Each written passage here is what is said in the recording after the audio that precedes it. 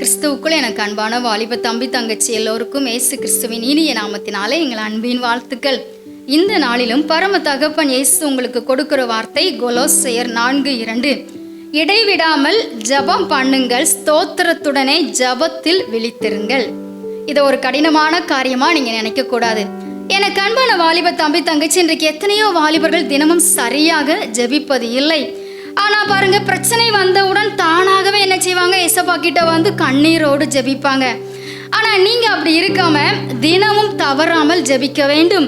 எந்த ஒரு காரியத்தையுமே செய்ய ஆரம்பிப்பதற்கு முன்பாக, எந்த ஒரு இடத்திற்கும் புறப்படுவதற்கு முன்பாக, படிக்க ஆரம்பிப்பதற்கு முன்பாக, ஒரு வேலையை செய்ய ஆரம்பிப்பதற்கு முன்பாக ஜெபித்து விட்டு தான் அந்த காரியத்தை நீங்கள் ஆரம்பிக்க வேண்டும்.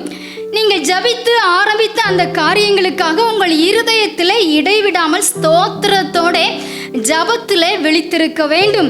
உங்கள் இருதயம் எப்போதுமே ஜெபத்தில் இயேசுவோடு இணைந்திருக்கும் போது ஜெபத்தை கேட்கிறவர் உங்கள் ஜெபத்திற்கு பதில் தந்து உங்களை ஜெயமாக நடத்துவார்.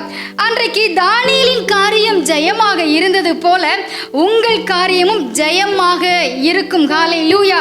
இயேசுவினுடைய பிள்ளைகளுக்கு தோல்வி என்பது கிடையாது. ஆமென். God bless you.